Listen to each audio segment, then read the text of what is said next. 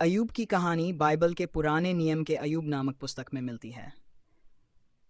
अय्यूब एक नेक और धर्मी व्यक्ति था जो ईश्वर से गहरे प्रेम करता था। उसकी कथा इस बात पर आधारित है कि एक धर्मी व्यक्ति को भी दुख और कष्ट क्यों सहने पड़ते हैं। अय्यूब का परिचय। अय्यूब उस देश में रहता था जिसे ऊज कहा जाता था। वह एक समृद्ध व्यक्ति था जिसके पास 7 बेटे 3 बेटियां और बहुत संपत्ति थी। उसकी भेड़ों, ऊंटों और मवेशियों की संख्या बहुत थी। अय्यूब भगवान का सच्चा भक्त था और हमेशा धर्म के मार्ग पर चलता था। शैतान की परीक्षा। बाइबल के अनुसार एक दिन शैतान ने भगवान से कहा कि अय्यूब केवल इसलिए भगवान की पूजा करता है क्योंकि वह अमीर और सुखी है। यदि उसकी संपत्ति और परिवार छीन लिया जाए तो वह भगवान को छोड़ देगा। भगवान ने शैतान को यह अनुमति दी कि वह अय्यूब की संपत्ति और परिवार को नुकसान पहुंचा सकता है, लेकिन उसकी जान न ले। अय्यूब पर विपत्तियां। शैतान ने अय्यूब की सारी संपत्ति और उसके बच्चों को नष्ट कर दिया। अय्यूब का सारा धन खत्म हो गया और उसके सभी बच्चे एक प्राकृतिक आपदा में मारे गए। फिर भी अय्यूब ने भगवान को दोष नहीं दिया और धैर्य से अपनी परिस्थितियों को सहा।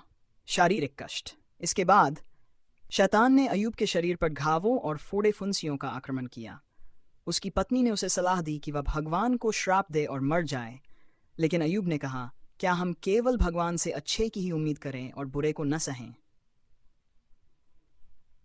मित्रों का आगमन।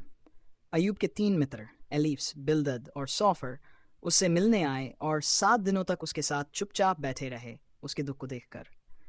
फिर उन्होंने कहा कि शायद अय्यूब ने कोई पाप किया है जिसकी सजा के रूप में उसे ये कष्ट झेलने पड़ रहे हैं।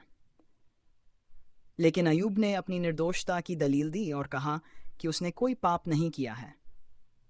अय्यूब का प्रश्न और भगवान का उत्तर।